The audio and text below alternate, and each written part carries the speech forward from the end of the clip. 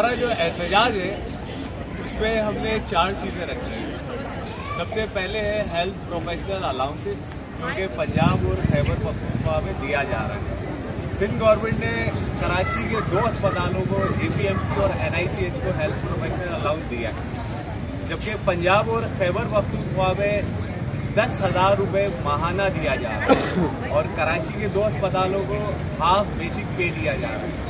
हमारा हुकूमत से मुतालबा है कि हमें भी APMC और NICH की तर्ज पे हेल्थ प्रोफेशनल अलाउंस दिया जाए।